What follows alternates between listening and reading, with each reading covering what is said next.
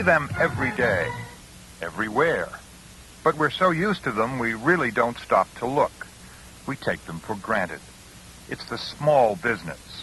Not AT&T, not IBM, not General Motors, but Scotto's Pizza, the Dixon Glass Company, B&G Equipment, the wine cellar. The business itself may be small, but the business of small business is awesome. More than 90% of all businesses in the U.S. are small. Owning one continues to be the American dream. Despite the sheer numbers of businesses in business, the odds against success, making it on your own, are staggering, as the vast majority of starts will stop. You can do it, though, but you must be prepared, and it's not going to be easy. You must realize that running a business is a business in itself. Knowing your trade is only a start. You've got to be thoroughly trained, yes, trained in the important areas that will make the difference between your success and failure. Sure, you're ready for long hours, but that's not enough. This program is designed to introduce you to, in many cases, the obvious, to give you a brief look at the knowledge you'll need to avoid being a downside statistic. Whether you're in business now or thinking about taking the plunge, this program will be a stepping stone toward keeping you on the right track. Leo G. Lawson is chairman of the board of Comprehensive Accounting Corporation, spearheading the drive to make American small businesses more profitable. In nearly 40 years of dealing with the small business community, his company currently serves some 20,000 small business clients on a monthly basis through 300 franchised accounting offices. Therefore, Lawson is well qualified and experienced to speak for the needs of small business. You can make the best pizza in the world, or you can be a genius in cleaning carpets, or master some skill or trade or profession, but that isn't what makes for a successful business. Being good at what you do is not the key to success. What separates the successful business from those who fail is how the owner handles the following 8 areas of knowledge: understanding of personnel, understanding of sales, marketing, finance. They've got to know how to plan, how to manage, how to work with an accountant, how to handle tax planning. After nearly 40 years in this business, I can see the difference between the people who succeed and those who fail. What makes them successful is the ability to become a manager of that business, and they need to be in control of those 8 disciplines. To help small business, we searched the country for what we believe were the finest experts in each of these 8 areas to address their particular field of expertise. This program, then, is designed to help small businesses become even more successful. Are you ready? Let's do a quick self-test. Do you have a game plan for your business success? Do you have the management expertise to pull it off? Do you have the ability to employ the right people? Is your marketing strategy in tune with the competition? What kind of sales ability do you have? How much do you know about finance? Do you know who your banker is in case you need a loan? And do you enjoy a good working relationship? Do you employ the shoebox method of accounting, or do you have your bookkeeping act together? Oh, and what about your uncle, Sam? Is he getting the piece of the action he demands, and on time? If you're staring at these 8 topics with bewilderment, or feel these things are just for the big guy, you probably shouldn't be in business, because statistically you won't last very long, and that's not a threat. It's a fact. Look at the numbers. Within the first 4 years, half of all small businesses close their doors. In 5 years, it's 65%, and after 10 years, the figure jumps to 85%. By listening to the following experts share their opinions, this program will be the first step in helping to keep you in business and beat the odds. You can't do it alone. You can try, but you probably won't make it.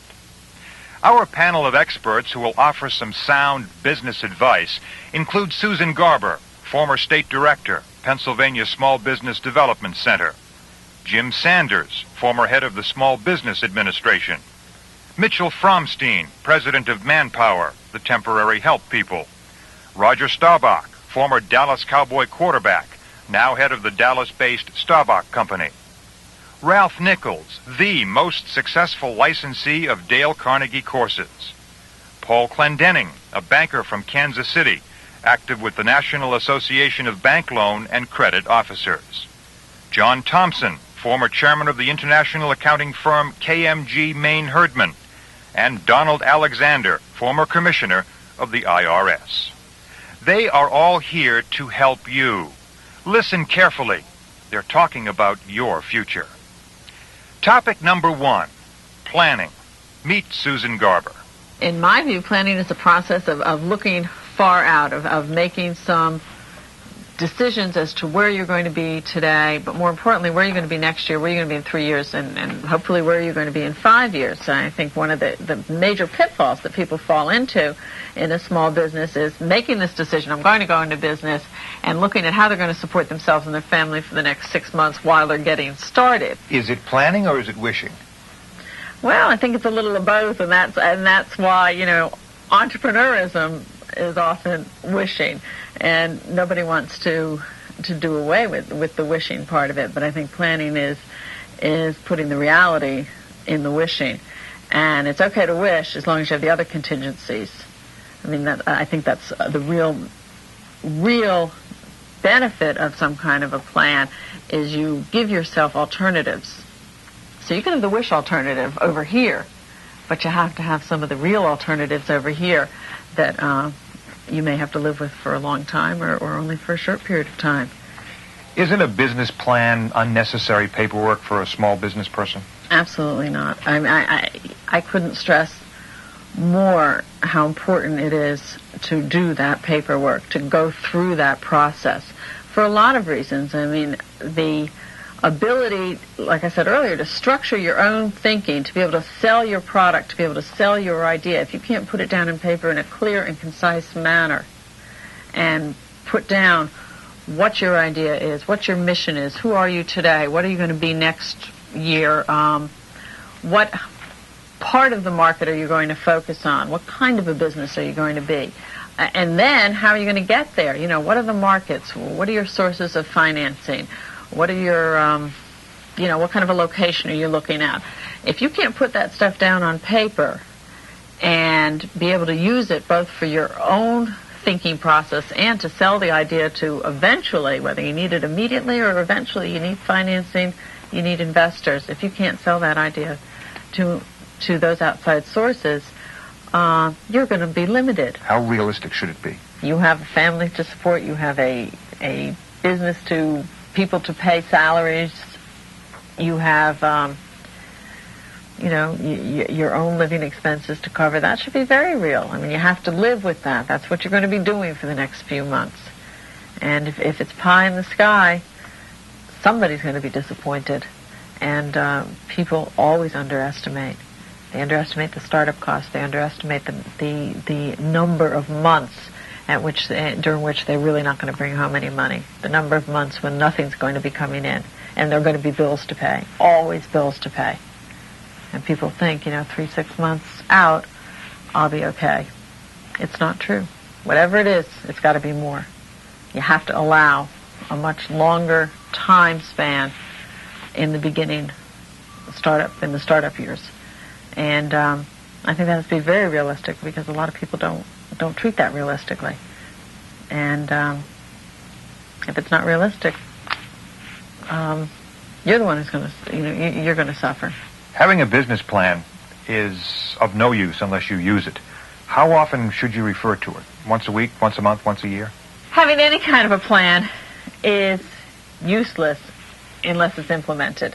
I mean, implementation is the key. Writing it down and putting it in the drawer and never looking at it or never using it is obviously not very helpful. I think a business plan, clearly parts of the business plan, should be reviewed as part of a monthly financial review.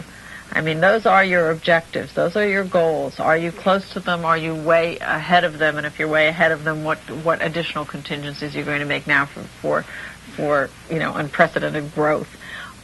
If you're not meeting your goals, then what changes can be made? Is there something in your plan that will enable you to change those? I would think that parts of it should be reviewed on a monthly basis, other parts of it quarterly. But it is a dynamic tool. It's a tool that should be changed, that should be updated as the focus of the business changes, as you as a person change, as you bring different people into the business. I think it should change, and it should be looked at least quarterly, if not monthly. Plan the future of your business. It doesn't just happen. Business planning is the process of establishing goals and objectives and increases your ability to yield profitable results. Business planning is a continuous activity that changes from time to time depending on your progress. It's a roadmap showing goals and objectives to be followed on a scheduled basis. If you've never seen a business plan, it's usually 20 typewritten pages that schedules all functional areas of your business during a 1 to 5 year period. When making your business plan, help is as close as your accountant, providing he or she gives you business consultation services. If you're an established business owner, you still need a business plan, for it will prepare you for additional growth, let you know if you need additional financing, and assist you in deciding whether you need more manpower, facilities, products, and other services you can offer. If your business growth has exceeded your dreams, congratulations. The business plan aids in projecting new expense and profit levels. Objective and conservative estimates are best. Sales should be projected 10% lower than expected. Expenses 10% higher. Your business plan should provide for contingencies by having alternatives in the event there's a variation in sales, good or bad, or competition increases, or a new product appears, or an unexpected change in economic conditions occur. You should be able to make monthly comparisons as to what is actually happening versus what you've planned to happen. The business person who can meet these events is in control. Work your plan. Don't let it work you. Control is key. Planning is crucial. Okay, you're in business. The main ingredient to success is management, and the key to management is planning, knowing how to manage a business. Do you control your time properly? Can you give direction? Do you know when to call for outside help? Listen to Jim Sanders, former head of the SBA. Mr. Sanders, what does it take to be a good manager? Well, Dick, I think a good manager, just as you're suggesting, is not necessarily somebody that does his particular skill well. There are lots of people who do that very well, and oftentimes are better off working for someone else because they're such great performers, but they can't branch out and become managers of people, planners of market conditions, and people who can anticipate well the various things that are going to change as they begin to succeed. Indeed, some small businesses have their largest problems because they grow faster than they're ready for. They don't know how to either manage it or anticipate the cash needs. So it is true that it's another skill. Management itself is a skill, but I think by most people, the best skills can be acquired. The manager has to anticipate at what point in his projected growth he's going to have to find someone else to do some of this work. He's going to have to delegate it. I feel that is one of the great strengths of the successful small business person, is that ability to delegate, to step away from something that you've been very close to, a responsibility that you feel keenly, and to get someone else to do it. Most small businessmen don't feel that anybody else can do it quite as well as they can. And yet that just isn't true. We can't all be the best in all these fields, and if we recognize our limitations. In order to delegate, as you've suggested, the small business person must have to train this person. How do they find the time for this? Well, there is that exceptional person, Dick, that does come already trained, and perhaps with better skills than the small business person has, and that's one of the reasons that he got them. But by and large, you're quite right. delegating to other employees, bringing employees into a firm requires some training, and that's the thing that small business probably does the poorest job of all. A small businessman never feels he has time to train anybody, certainly not adequately, not either the time or the patience, unless he leans completely to the other side and stands over that person's back all day long, in which event he might as well be doing the job himself. If he can find that way that he can afford to show a person what he expects and how to do it once or twice through, then he stands back and goes about the things that he has to do, and then looks at the results of what that person has or hasn't accomplished, and then makes his critique and instructs him on whether he's pleased with it or not. What is your definition of management by objectives versus management by crisis? And what do you think the majority of small business people do? Which one? Well, I think we all recognize that each of us probably does a little too much management by crisis, and in our personal lives as well as our business lives, we'd like to avoid it. I've watched some people who seem to thrive on crisis management, and they think by going through a dramatic series of crises every day, they're demonstrating that they're important. I don't believe that that's the case at all, of course, and I feel sorry for people whose lives are dominated by that kind of thinking. Management's by objectives or strategic planning and these kind of things tend to suppress that kind of tendency to be reactive. Crisis management is always reacting to what happens right now and forgetting what the long-term plan was. On the other hand, if you are completely reasonable about your objective plan and your management by objectives, you will recognize that you're going to have some crises come along. You're going to have some customers that don't like what you've done in spite of your best efforts. You're going to have some people threaten not to pay you. You're going to have some bad debts. You're going to have some employees get unhappy and walk out. And I'm afraid that most small businesses, and indeed some much larger, are managed by crisis, and that's a great waste of time. And we were saying, it is true, I think, that most of us, there's the old rule of thumb that you spend 80% of your time producing about 20% of your bottom line results, and you spend only 20% of your time for 80% of your results. And that's just a little mixed up. What are some of the advantages of seeking outside counsel? Oh, I think always you bring in the objectivity that a small business person can never have about his own business. There's always that emotional blinder that a small business person has about his own business, about even what produces his successes. He's very likely to get it wrong because it is an emotional relationship. It's a creation, a small business, and the person who is the creator doesn't see it the same way the outside world does. At what point do you decide to hire somebody and spend the money, or not hire somebody and keep the money? If someone were to say, what do you think is most important, money or employees? And I've got to say that employees are the most important. It's the most important things to small business are customers, employees who are confident and who do a good job of either making the product, selling the product or the service, who are capable of increasing business and productive. And if you have those kind of people, then, of course, you can afford to expand and spend money. If you don't, borrowing money isn't going to get it done, and it's going to get you in a lot of trouble. Employees and customers, those are the ones that the quality of those things is what comes first. And then when you have that in place, you think about expanding. The art of management. Crisis management versus objective management. Wise owners will begin managing by objectives and then modify your strategy as needed. Seek advice from outside counsel.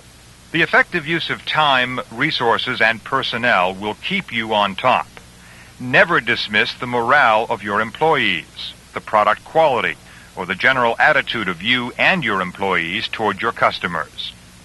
You must wear many hats to run a business. You must be able to plan, organize, direct, and control all business resources, supervise the people working for you, anticipate growth and change, as well as utilize time management to establish your priorities. Many business failures occur from lack of managerial skills. Supervising is an art that must be learned. The key word is management. The bottom line is your net profits. The combination of the two make for business success. Surrounding yourself with good people is next on the list, and with it comes the selection process, training, and supervision. For some sound advice, listen to Mitchell Fromstein, president of Manpower, a temporary help company with 700,000 employees, many of whom deal directly with the small business community. Are there any guidelines to follow in selecting personnel? The first area that of concern in terms of personnel selection is the very first interview that you have with whomever is applying for the job. What usually happens in a small company, doesn't happen in the large ones, is that the entrepreneur is so excited about his own business and so immersed in his own business, he spends all of the time talking and very little time listening. Are there any guidelines to follow in interviewing people? One of my favorites is to ask a person to, no matter what level of job they're applying for, ask them to tell me the toughest problem that they've ever faced in prior employment, and how did they solve it? And because what it does is start getting a person to talk to you about themselves. If you listen carefully, you find out a lot of things. What are you looking for primarily? You're looking for people who have problem-solving ability, I think. And I don't care if you're talking about somebody who's going to fill cars with gasoline, or somebody who's going to be right next to the boss, or an accountant, or whatever. The business day is loaded with the widest possible variety of problems from the moment you open up the door till the moment you close it. In a small company, where you have a limited number of people, the ability of those people to solve a problem on their own is really very key. But this problem-solving entry is a way to get a person to start to talk, and from there, you really should have at least noted on a pad of paper a list of the things you want to find out. And the interviewer has got to have the discipline to ask the question and then wait out the response. A tough thing for an entrepreneur, because he likes to talk about the business and people, and what happens is you get off talking about where do your children go to school and where do you shop and what do you like, and when you're done you feel fulfilled, but you've gotten no information on which to compare one applicant to another. You can get a lot of that information from the resume. Isn't chemistry a part of a job interview as well? Well, it's not only chemistry, but a resume is only a sheet of paper containing a series of bits of information. You're not sure whether it's all right or all true, or whether any of it is really relevant, because a resume has the halo effect on the applicant. They write it themselves. Same with a letter of recommendation. They wouldn't give it to you if it was a bad one. I think a small businessman ought to be aware that when people put down references, they obviously are going to give you the very best.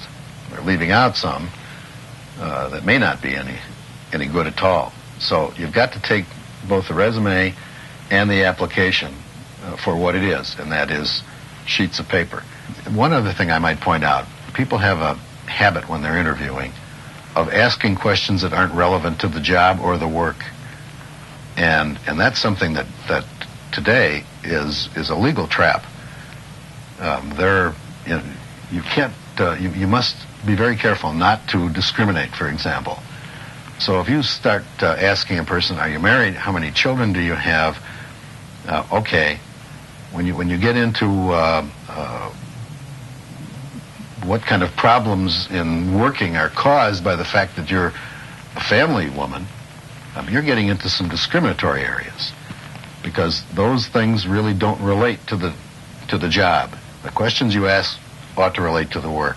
I can tell you that one of the most simple questions that needs to be asked someplace that almost nobody asks in a candidate interview is what kind of work would you like to do, or do you like to do most? And let the candidate tell you what they want to do. If it matches the description of the position that you have open, you've got half of your battle licked right there. People just don't ask somebody, what do they really want to do? What they do is spend so much time telling them about the job and then saying, how does that sound to you? Well, the person applying for work is going to say, well, fine, if they want the job. Where do you find the right person for a job? The way you find people is probably one of the most important aspects of recruiting for a small business, because the more people you see, the more chances there are that you'll find the right match. On the other hand, to be practical about it, the man who's running a business can't spend a month interviewing people. He's got to run a business in between. So the sourcing of applicants is important. I would say that for a small business, the best possible source still is the daily newspaper and their help wanted columns. And you've got to read those and read what everybody is looking for to find out in your own mind what kind of ad to run yourself. And you get a very good set of information. You will know the kind of person that you want. If you read other people's ads, you'll know how they're describing those jobs.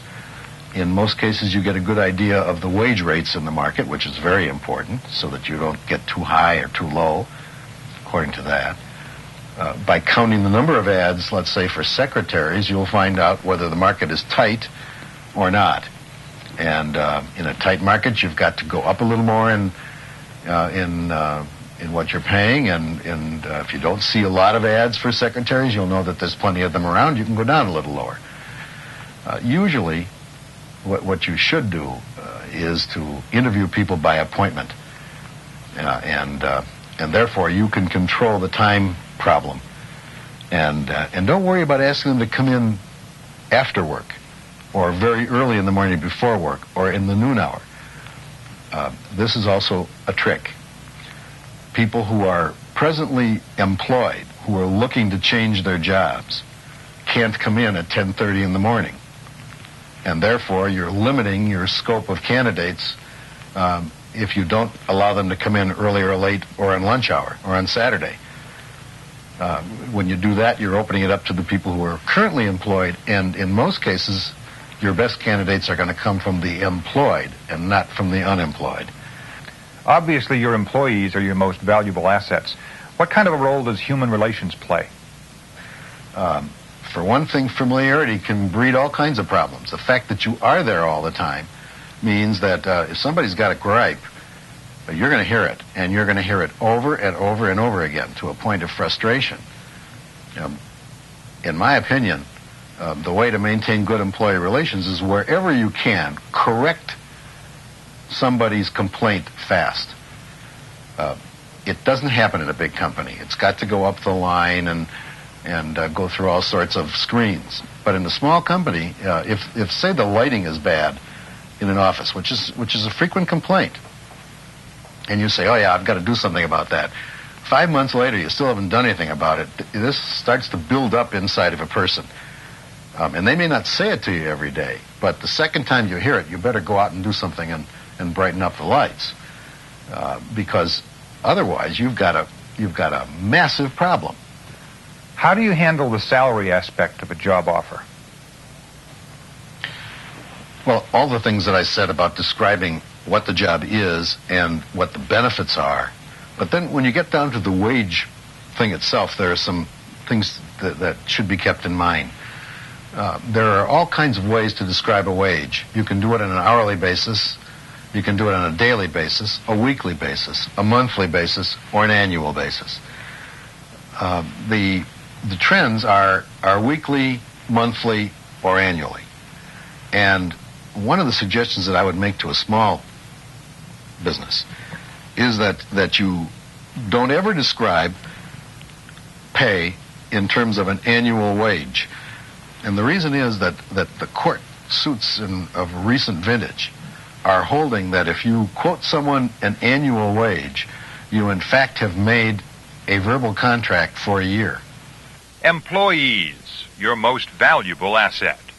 As a business owner, you have the mixed blessing of being able to hire your employees and supervise them. You are in charge of promotions and terminations.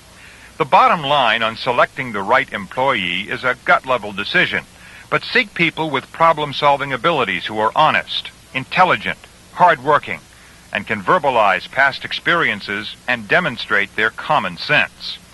Resumes are important, but remember that the interview is the heart of making the right decision.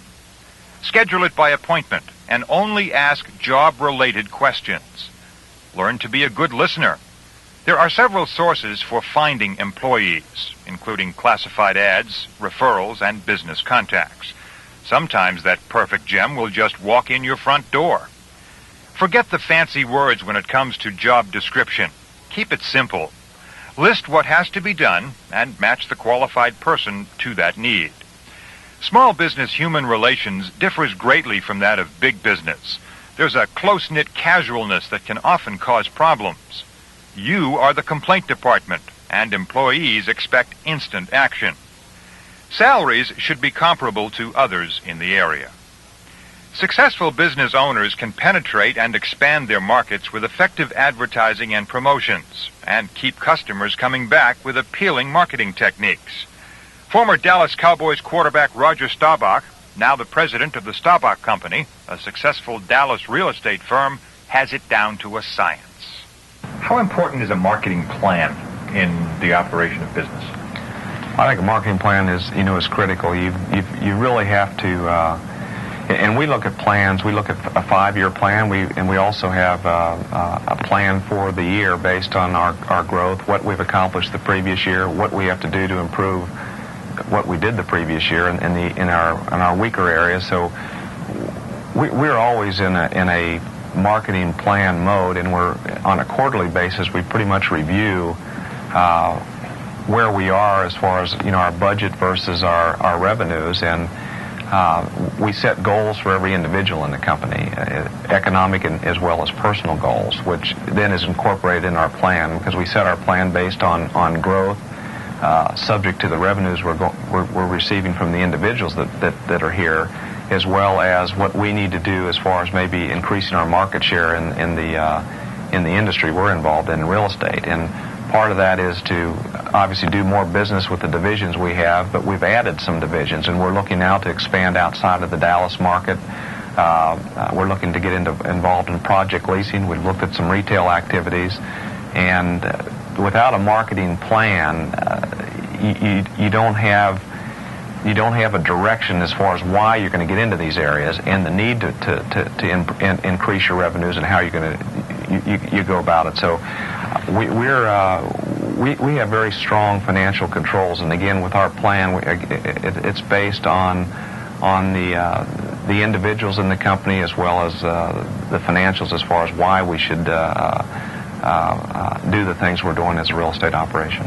You mentioned something interesting when you were at Annapolis. One of the officers taught you MBO, management by objectives. What is that exactly? Well, management by objectives is it's to summarize it quickly. It's just it's a goal setting process, and basically setting goals that are reasonable and outstanding.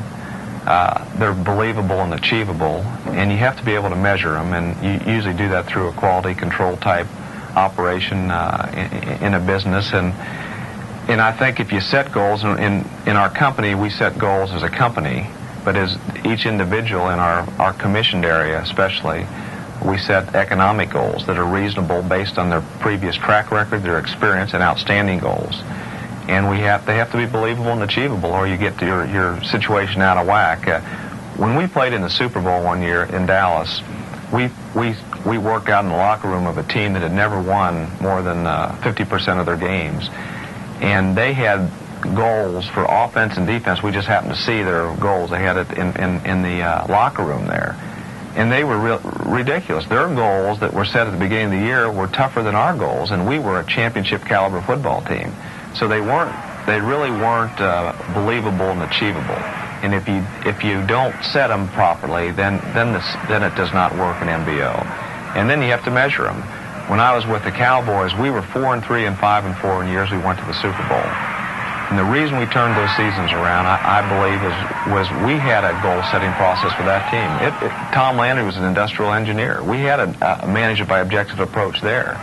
And that was it was knocked into my head again after the service, and all of a sudden I'm on a football team that does this. And that's why they've won for 20 years, because they're managed properly.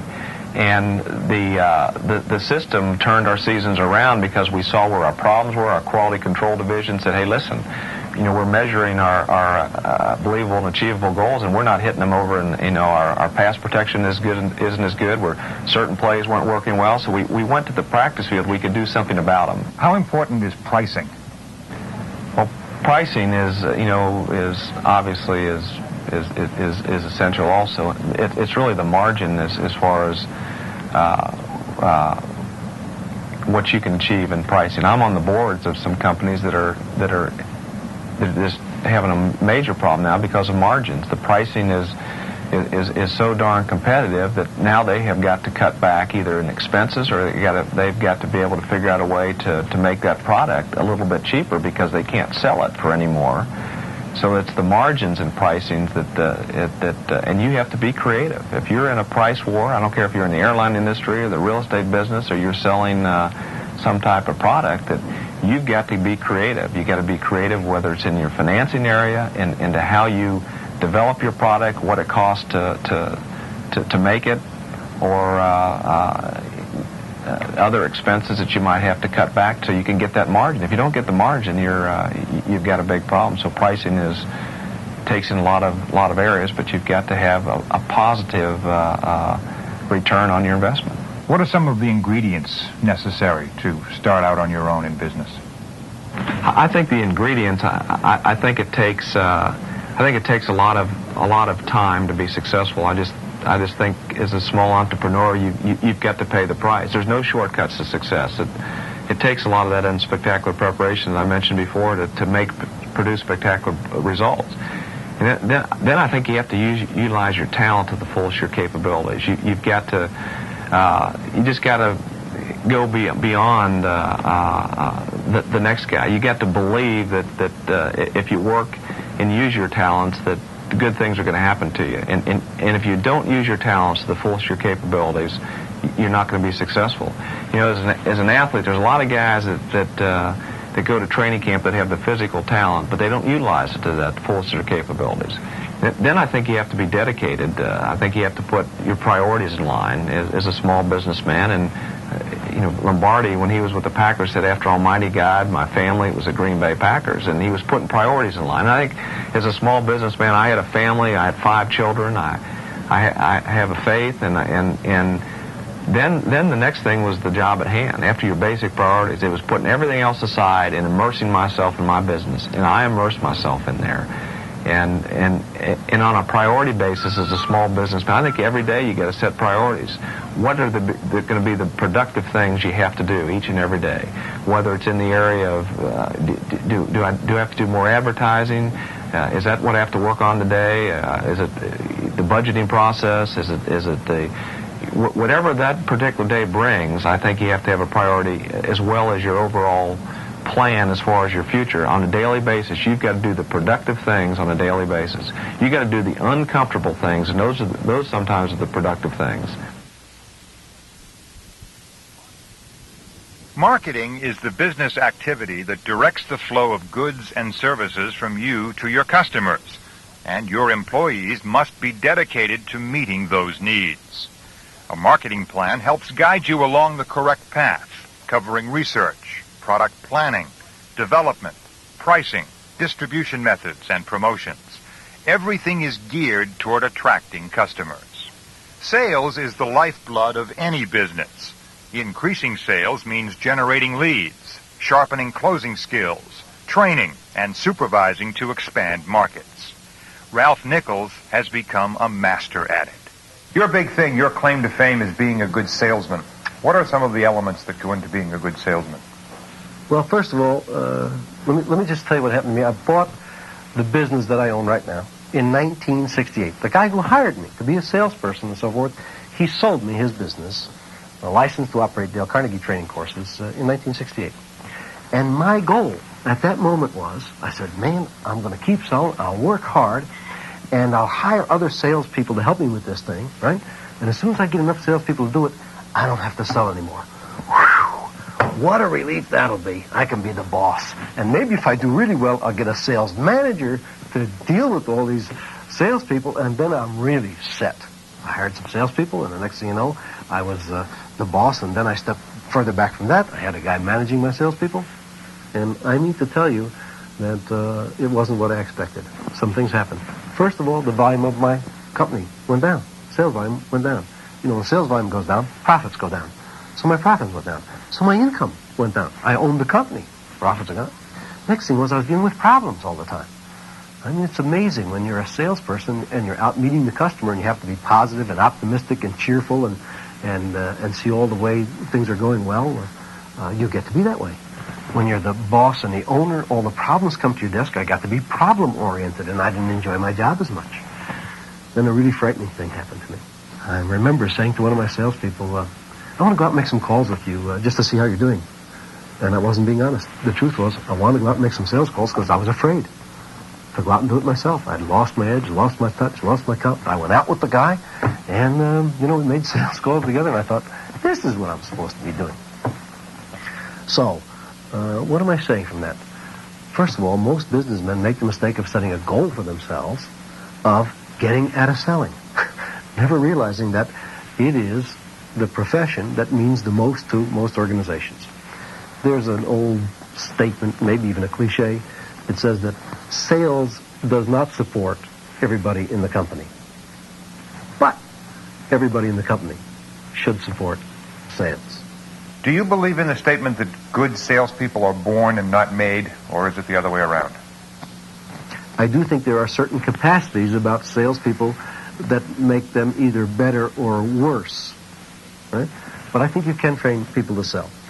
If I were looking at a salesperson, one of the things I would look for is, can he or she be lonely?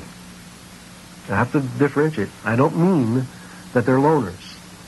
You know, we have this image of salespeople as slap on a back, glad hand. I don't have that image of a salesperson. My image of a salesperson is a professional who does his or her homework and works hard at their trade. But I have discovered that salespeople need to be able to be alone. They have to be able to deal with loneliness because they don't go to an office every day and interact with people that they're comfortable with. They're always out in uncomfortable surroundings. They're in somebody else's surroundings. On the subject of a retail store, why do you need sales ability? Retail salespeople, why do they have to know how to sell, right? Lady came in, she said to this girl, I want to buy a pillow. The girl said, sure, what kind do you want? I want such pillow. We call them confident buyers. They know what they want. So she sells her this pillow. And as she's putting it together, she says to her, do you need anything else? And the lady said, no. Standard selling. But we've been talking about get really interested. Ask intelligent questions. She said to the lady, why are you buying a pillow? The lady said, well, I'm going up north, she said, and we just bought this place up north, she said, and we need an extra pillow. We don't have enough pillows there. She said, you just bought a place up north? Yeah. Are you redecorating it? Well, yes, we are. Well, are you going to keep the old blood? No, I need, well, what do you need? So this lady said, she reached into her purse and she took out this list, a long list of things that she needed for the place up north. And the girl says, we got a lot of that stuff in the store. Let me walk you around. She walked around from a pillow. She wound up with a $900 sale. See? So why do retail people need to know how to sell? Because it's fun. It's exciting. What is the opening sentence to a potential customer who walks into your store? Hi, may I help you? Isn't that the best opener? It has to be. You've heard that more than any other. If that isn't the best, why does everybody use it? If you walk up and you say, may I help you? And the person says, no thanks, just looking. You can't stand there. If you stand there, they get embarrassed, you get embarrassed, and it's very uncomfortable, and that's not how selling goes on. So you must turn around and walk away. This guy had a much better idea, right? He walked up and says, what are you looking for? And they would tell him, and then he'd show where it was, and he was involved with them. Secret is involvement. The secret is involvement. Last thing, I feel very deeply about objections. If I know they're going to come up, I try to answer them ahead of time. I almost never answer them when they come up. In other words, if I'm trying to sell you something and you raise an objection, I'll almost never answer it. Why? Why? Well, because you've purchased things before in your life, haven't you? It sounds to me like you're avoiding. Sure you are. Sure you're avoiding. Because when I have an objection, it's a reason not to do it, isn't it? Yeah, and I feel deeply about it. And no matter what I say, it's going to be designed to do what? Change your mind. Shakespeare, a man convinced against his will, of the same opinion still. So nobody likes their mind changed. See? So what you have to do is, you have to leave it there. And say, it may not be the biggest stumbling block. The whole of the guy says, I'll have more ammunition later. See, but then you just come in gently, and you make him okay about it. See? Don't harm his intelligence. Don't say, what a dumb question that was. You have to use your sense. The total salesman must have excellent people skills. Be a good listener. Ask questions. Get involved. Some people are born salespeople, though the majority of people develop these skills on the job. Observe your competitors' techniques. Learn how to handle objections. Be sure to establish your sales goals. Keep them objective and realistic. Map your strategy and put it into action. Train your salespeople to handle customers. Selling is more than over-the-counter activities. A wise salesperson goes that extra mile. Talk from the prospect's point of view and listen. The real need may not always be obvious. Involve the customer mentally and physically. Answer their questions with a question. Never, repeat, never argue with a customer. Satisfy their objections and you'll find yourself with the sale. Raising capital and managing cash flow are major concerns to all business owners. Paul C. Clendenning offers some helpful advice on how to raise money and manage it for continued growth and prosperity. What does the term finance mean in reference to a small business person? The term finance refers to the dynamic measurement of a company's health and progress. Business owners are given accounting information that historically report what a company's sales have been, how its assets and its liabilities are structured, etc. But the dynamic interaction of those assets, liabilities, and income figures really relate to the health of the company itself.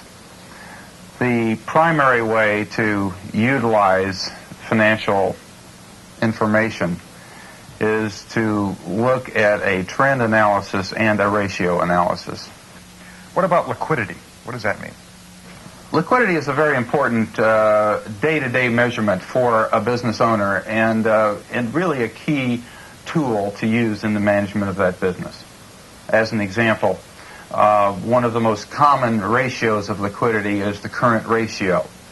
The current ratio is defined as the total current assets of the company less the current liabilities. Now, what that should show is a margin of short-term assets in excess of the short-term liabilities.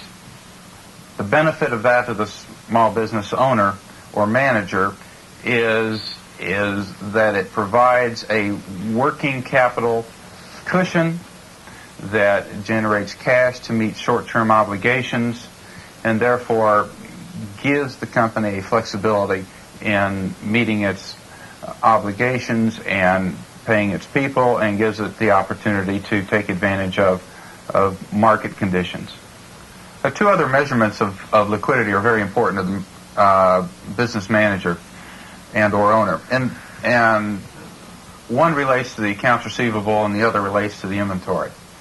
And there's a ratio that relates to the number of days that the accounts receivable are outstanding.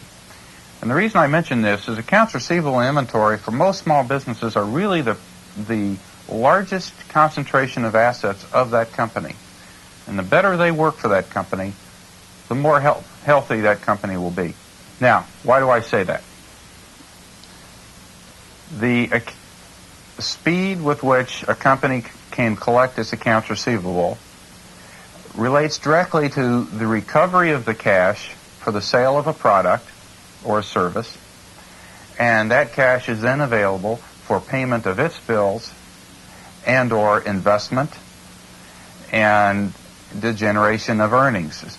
How does a small business person manage accounts receivables without alienating his customers? Good question.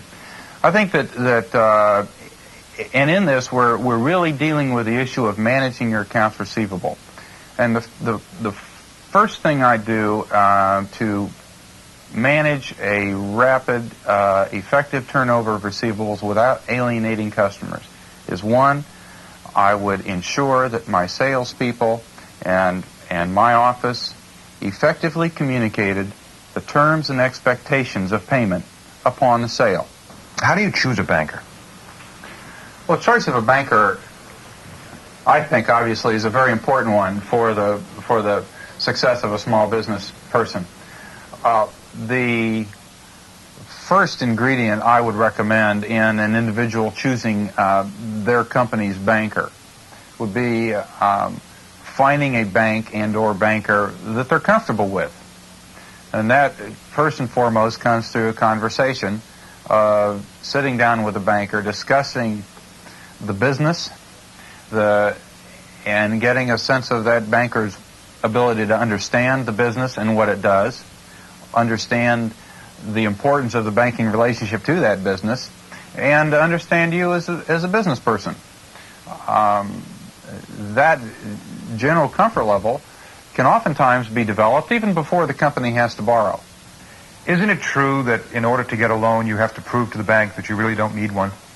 That's certainly a common accusation to bankers, is that, thank you, when I don't need the money, I'll come ask for it. However, the information looked at by the banker and assessed by the banker is really the same information that the business owner themselves would want to assess and determine to ensure that the borrowing that they're asking for will provide a good economic purpose and for their business, and be done and structured in such a way as to not place undue risk on that company and its health. Your banker can be your business's best friend. Financial management is a basic building block. It measures your company's essential health and progress. Small businesses typically experience cash shortages and find it difficult to attract funds. Handle accounts receivable with care. Be sure your sales terms are communicated clearly. Diplomatically follow up with slow payers. Borrowing has its uses, but excessive borrowing results in higher interest burdens and cuts flexibility of buying and pricing. Choose a banker carefully. Once you've made your choice, open a commercial account. Get acquainted with bank officers before you need a loan, and share your business plan with them. Established rapport paves the way to obtaining the necessary financing. Good business planning has accounting as its foundation. For some spreadsheet guidance and consultation, let's listen to John Thompson, former chairman of the international accounting firm KMG Main Herdman. How important is accounting to the success of a small business person? Accounting to a small business person is very important. There are two basic reasons for that. One is that through accounting, he can tell how his business is doing. And the second reason is that all small businessmen has a partner, and his name is Uncle Sam. And he needs to report to that partner through his tax return. So it becomes a very important part of his business. What does the small business owner have to know personally about accounting before he can operate a successful business? Well, he doesn't have to know the details of accounting or how to keep records, but he really has to know what accounting means. The key to a small business is really cash flow. And through good accounting records and reports, a small businessman can get a good handle on his cash flow. And that's what he should be familiar with. Now, cash flow is really how the money comes in through sales, through borrowings, through his own investment in his business. That's his source of money. And then the other side of cash flow is the outflow of money through expenditures and eventually through dividends or return to the owner. The combination of those two and the timing of when the cash flow comes in, the input versus the outgo, is absolutely critical to a small business, and that's what he should know. How do you control that? Part of the accounting process is to monitor every function of the business, including the cash flows, which will, through that, you can analyze it and then make changes and adjustments in it on a month-to-month basis. I think you'll agree that owning a small business is a full-time job in itself. How do you possibly find the time to devote an entire full-time to accounting? To finding time? The owner of the business. Mm-hmm. The owner of the business shouldn't devote full-time to accounting. If he's devoting more than 10 or 15% of his time to the accounting, he should be out seeking help, either through a part-time bookkeeper, an accounting service, or someone who is trained to do accounting. Having an accountant is something that is needed more than just beating the April 15th deadline. You can't function in your business if you do not know where you stand. If you don't know that you have enough money to go out and buy inventories to put on the shelf next week, you're not going to be in business very long. And the only way to know that is to keep good records. The SBA says that half of all small businesses will be history in 4 years. Why do you think that is? Because they use account once a year, I think, is a big contributor. I think what they need is monthly, or if it's at worst quarterly information, to know what the trends are, what their needs are, for instance, how fast are your accounts receivable going to be collected? You sell a product, you send the customer a bill, the customer hopefully pays within 30 days, and that cash is recycled back into new product and then back out again through a sale. If your receivable customer waits 60 days or 90 days, and you're on a thin, you don't have enough cash to make that next purchase, to make that next sale. So it is a completely a myth that the only reason you use accounting is because of Uncle Sam. Small business people have to wear all their hats. They have to be an accountant, they have to be a lawyer, they have to be a bookkeeper, they have to do all kinds of things all by themselves. In many cases, they go and they seek outside help. In some cases, they don't. Who do you think should assume the role of controller in a small business? Well, I view the small businessman as the lonely executive. He wishes, or he needs, all the help he can get to deal with taxes, to deal with the insurance problems today, to deal with the EPA or the Food and Drug Administration, depending on his business, right? He needs a staff with the expertise that companies like AT&T or General Motors have, but he can't afford it. So what does he do? He has to turn to his advisors, all right? And in the area of accounting, he turns to his outside accountant. And he's the one that he looks to serve the role as the controller, all right? And to maintain not only the control over the accounting and the finances of the business, but to interpret the information that is generated from his accounting records, all right? And to plan with him, to translate his ideas of planning into numerical numbers to see what the result would be from that plan. He looks to his accountant to go and help him find the financing, help arrange for borrowing at the bank, all right? And monitor his overall phase of the accounting phase of his business, so that the controller in a small business, that role is filled usually by the outside accountant. Your accountant is your business's best friend. He's the one who helps you take charge of money management.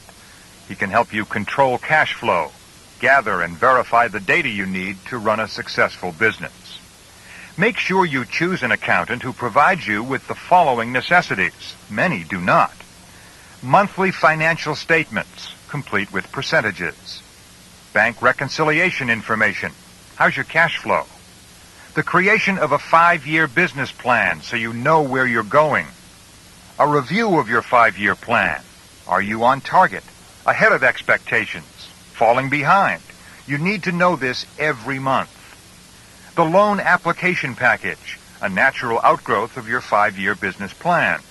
It's much easier to get a loan once your plan is in place. Tax planning minimizes the taxes you'll pay to your uncle. Business consultation, very important. Your accountant is your outside observer. He's impartial. He'll tell you the facts, whether you like them or not. Business seminars. An aggressive accountant should automatically provide you with services of this nature which go well beyond financial statements and taxes. He should even help you prepare the loan package. Computer graphics. This shows you in picture form how you're doing. A 12-month bar chart of sales versus expenses, a pie chart showing the 6 major expense categories, plus a 2-year sales comparison line chart. Everything you need to know in black and white. Actually, it's in color. By creating detailed financial reports, your accountant can interpret and communicate vital information to you so that the exact status of your business can be examined at any given time. In addition to providing the status of your business operation, accounting makes comparisons with prior operations, as well as creating records for internal and external usage, such as making management decisions, tax purposes, or for bankers and creditors. Every small business owner should know the value of cash flow. You should always be aware of your money sources. Don't be proud. When in doubt, ask for advice from experts. Using an outside source for accounting needs makes a lot of sense. The average owner spends 10 to 15% of his time on accounting functions. Using an accounting service lets the owners use that precious time for running their business. Your operating statement is a very important financial report. You should review it monthly. Last but not least, there's your favorite uncle, Sam. Changing rules, tax paperwork, government regulations. A government, in some cases, entitled to as much as almost 1/2 of your earnings. Meet former IRS Commissioner Donald Alexander. Is there a difference between a taxpayer who is a citizen and works for a big company as opposed to a taxpayer who works for himself? Are there any differences? Well, the differences are many. A small business person has to account to the government for wages withheld from his or her own salary and the salaries of the people, salaries and wages of the people that work for that small business. That is one very major difference and very important difference. The other differences are that a wage earner simply has the responsibility to account once a year to the government. A small business person has the responsibility to account constantly to the government for withheld taxes, for employment taxes, Social Security taxes, and taxes on the profits that his or her business makes. Is a small business taxed depending upon the type of service they perform? Yes, and also depending upon whether the business is unincorporated, a sole proprietorship, as we call it, a partnership, a corporation, or a subchapter S corporation. There are many variables that go into the problem in your question. Where do I go to find out what category I should be in? Small business owners need to get competent advice on their tax responsibilities and their tax opportunities. Opportunities for saving taxes, responsibilities for paying taxes. The Internal Revenue Service has had to close down many a small business that failed to meet its responsibilities. The Internal Revenue Service collects too much from small businesses that fail to understand the opportunities. Paying a little to an outside advisor who knows both the responsibilities and the opportunities for tax saving, if you want to call it tax avoidance, but legal tax avoidance is well worth it. As the former commissioner of the IRS, you're actually sitting here saying and encouraging people to find ways to pay less taxes? I certainly am, because the Internal Revenue Service, when I was there, and the Internal Revenue Service today, doesn't want to collect any more taxes than a taxpayer owes. And a taxpayer owes no obligation to the federal government to overpay his or her taxes. If there are choices, as there are, that are placed in the law for small businesses to operate under the form that's best suited to minimize taxes, that choice should be exercised by the small business person in his or her best interest. You mentioned that small business people have to pay their taxes periodically through the year. Are there any guidelines to follow? Oh, yes. Speaking of small business persons' profits, and that's the smaller part of the small business person's tax obligation, is the obligation to pay income tax on what profits. Oh, sure. I hope that small business person has a good accounting system in place that will tell him or her how he or she is doing at least each quarter. I hope monthly, but at least each quarter. And you account to the government quarterly for income tax purposes. Although you file a return at the end of the year, but you have to estimate taxes and pay taxes quarterly. Respect that estimate. Now, where the problems arise is in the employment tax area, withholding of income taxes that a small business person has a duty to perform, whether the business is a sole proprietorship or a partnership or a corporation. It still has that duty to withhold income taxes from the wages paid its employees, and also withhold Social Security taxes and unemployment taxes. And it has to account for those withheld taxes very frequently. For any sizable small business, you have to account 8 times a month and pay over 8 times a month. And there's a great temptation on the part of a small business that needs cash, it needs capital, to hold on to that money that's withheld from employees' wages and use it for working capital, and that's when they get into trouble. Are there certain things that people can do to purposely avoid triggering a red flag for an audit? The common sense things ought to be fair and be reasonable. And we're talking about audits now. The way to get audited is to be sort of outrageous about it. I'll give you an example of how to be outrageous. Let's take a very simple one that is used by some of the tax protesters. They claim 20 dependents. And it's very unlikely that a taxpayer would have 18 children, particularly children named Fido. It is unlikely. It's not impossible. There have been some children named Fido, but not many. That's the simplest sort of way to assure an audit. How is it possible for you, who knows light years more than the rest of us, how is it possible that it can be considered fair? The system really isn't fair because it's too complicated. And when a system that tries to be fair by having a general rule, an exception to the rule, a limitation on the exception, a carve-out to the limitation, and finally several limitations on the carve-out, plus some grandfather clauses and transitional rules. What we need to do is get a system that's a little bit more arbitrary, but that's much more comprehensible. And then we'll have a fairer system because people will be able to understand it. Although you may not like them, taxes are a fact of life. The IRS wants what it's owed, and nothing more or less. This branch of government has the power to close down your business. Taxes are the first debt you should pay, and they come in an infinite variety. Your main federal obligations include employee withholding, unemployment taxes, Social Security taxes, and income taxes. Some of these taxes vary depending on whether you're a sole proprietor, partnership, corporation, or subchapter S corporation. The type you are determine what category you fall under and the types of forms you must fill out. Accurate accounting is mandatory, and a complete monthly accounting and tax service is the most important business consultant you'll ever have. Tax audit is a dreaded word that sends fear through every business person. But calm down. Large businesses are audited most frequently, and only 8% of small businesses ever get called in. And when they are, it's usually because they fail to submit employment or Social Security taxes. The burden of proof, though, is on your shoulders.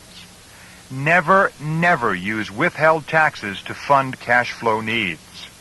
Preparing a business tax return should be handled by experts, usually your accountant. They make few errors, and they're aware of the latest regulations. They understand the codes and usually find deductions that you might miss. Given an award by the International Film and Television Festival, the TV documentary Small Business, Triumph or Tragedy, produced by Comprehensive Accounting Corporation, sums it up best. Here's a brief excerpt. The system practically bends over backwards to encourage small businesses. There's no large business administration. There's not a mayor or a county commissioner or a state legislator or a governor in this country that doesn't want to see more businesses. People see that as the all-American dream, is owning your own business. There were definitely times when you just feel completely defeated. They took our houses, everything they could get their hands on. You lost your house? Yes. Did you have anything left? Yeah, 73 Ford. They didn't know what they were getting into, how deep they were getting into it, and they felt it was easy to get in, easy to get out. You don't get out of business that easy. You don't walk away from it. There are people who are going to follow you for the rest of your days. Scapegoats are easy to find. All you have to do is look in the mirror if you want to see the person who ought to be blamed for failure or success. You need the training to make it in today's world of business. It takes a special breed. Your American dream can just as quickly turn into a nightmare. If you're the entrepreneur with the right mix of pluck and business savvy, call Comprehensive Accounting now and find out how you can sign up for an in-depth, comprehensive seminar on how to be more successful in your own business. Comprehensive is the nation's largest service of its kind, providing monthly financial record-keeping, taxes, and business consultation needs to over 20,000 business owners through 300 franchised accountants. They want to